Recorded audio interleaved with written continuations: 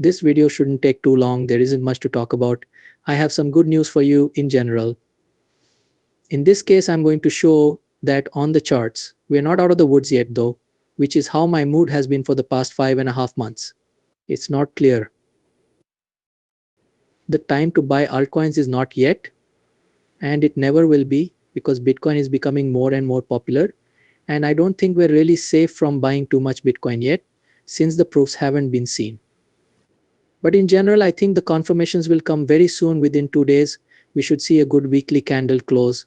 Everything is good and the price movement is strong. All of this will be talked about today. Okay, you might want or need a cryptocurrency exchange. You will need one if you want to be in the coin market because you need a place to buy and sell. That's why I have Binx and Bitunix. No one has ever been able to hack into Bitunix. Binx was hacked today, which is a strange thing to say in an ad, but it was the first time it had ever been hacked. Very small hack and all the money was moved around based on their savings. Really, that's a good sign. They had savings and they gave everyone who lost money from those savings back. But these platforms all over the world use KYC. Traders who use my link below will get a 15% discount on their fees. Both of them have had very good records in the past. I use both of them myself.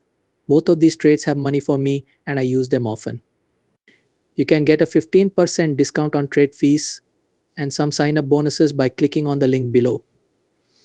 I'll show you these bonuses on the Bitunix screen right now. It's on Binx now. Now that you've seen those exchanges, let's move on to the material. Yes. A weekly report. We'll begin with it. We've talked about this a lot of times now, but I need to go over it again with you.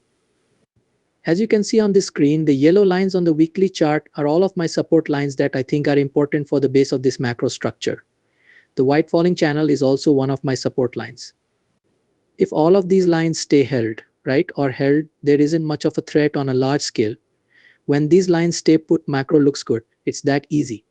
In the event that they all break, there is no reason whatsoever to hold Bitcoin. This is because that would mean the end of all the macro structures that are shown on the charts, as well as the end of all the cyclical structures that support the current bullish mood. This doesn't hold together if there aren't any patterns that are positive. This whole thing falls apart again if there aren't any real bullish tail formations. Keep these yellow lines, this channel, and the support lines at the bottom that go all the way down to 47. They are going to be very, very important to keep. And they are really holding right now. We've seen really good signs coming from them. We last bounced off of them here a few weeks ago. I'm going to explain everything about that bounce. It looks like a higher low formed, right? This is the first low point at 48. This is the second lowest point at 52. There is a bullish split on the RSI daily chart. That thin yellow line is right there for you to see. There are good signs everywhere. We've since gone up since then. Long term, we've seen a move to the upside, which I'll talk about in more detail in a moment. As of right now, we are at 63K, which is a new resistance zone. There is a lot to talk about there. The good news about the weekly chart is that the rise from the bottom of those macro support zones has led to a breakout on the weekly chart RSI, albeit an unconfirmed one. This breakout is shown by a falling wedge formation. Now, if the weekly candle closes above that descending wedge shape on the weekly chart RSI, that's another reason to think Bitcoin will go up. That wouldn't be the final confirmation because the ultimate confirmation of the move to the upside will be a break of the overall channel formation, which is the price structure. However, it will be a strong sign that an overall break to the upside is about to happen. That's right, RSI structures on weekly charts are really, really important. We've seen a lot of them before. I'll draw out a few just so you can see them with these pink lines on the screen right now. Take out a few of them right now. We're going to draw 3, all right. When we broke one of them to the upside, it ended the COVID drop and began a bull market in 2021. Okay, so one of them ended the bear market in 2022 and began the bull run.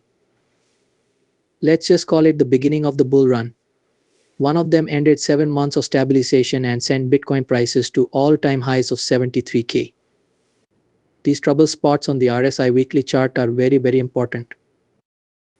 And the fact that we're just above that level and could close above it is a really, really good sign. Okay, we'll look at the weekly RSI chart again in 2 days and 14 hours. It's great news if we closed above that. That would be great for Bitcoin. As long as that is the case, I think Bitcoin will keep going up from there. But in general, I think Bitcoin will go up in value soon. Really, I'm not in the short term. I think this is going to be a tough fight. Again, the chart is a mess. Allow me to explain. Okay, so this is a pink zone with a solid pink line that stands for 64K. Let's say 64K. On the volume profile, you can see that's a traffic spike. We'll drop all the way to 65 if we break above 64K. But the average resistance is between 64 and 65. In case you thought that last sentence was crazy, if we get above those two levels, we will use them as support and have a base from which to move up. However, what I want to say is that Bitcoin has gone up, but it has gone up right into a new opposition zone. That pink level right there is where a rising wedge shape is taking shape. If you look at the hourly chart, you can see it better. The RSI shows a bearish split with lower highs on the hourly chart and higher highs on the price chart. So there is a bit of tiredness here in the short run. In the middle term though, it's just great news.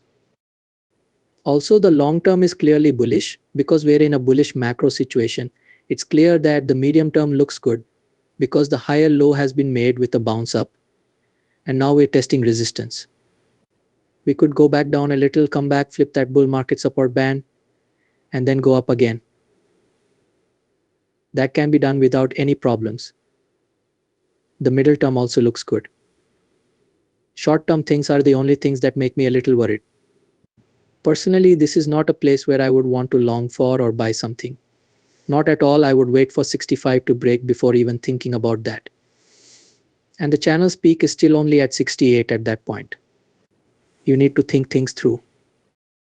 So do you want to buy at $65 or would you rather wait for another 5% rise to get a better picture of the bigger picture? I would probably be waiting, but not everyone would. To the same level of risk, I guess. Everybody has their own unique problems. You are the one who decides. That's something you need to think about. But for now, I will say that I think Bitcoin will close above the weekly chart RSI level if it goes above 65. As you can see, Bitcoin would have to close above even the daily chart solid yellow RSI mark. It would also mean that Bitcoin would change the amount of resistance in the volume profile as well as the 200 SEMA and 50 SEMA and other things like the bull market support bet. Things very fast here, but that's only because I've already talked about them all. I don't want to bore people who watch these movies all the time. You should be able to keep up even if you're new to the group. If you're having trouble, just go back and watch it again. I want to make a basic point.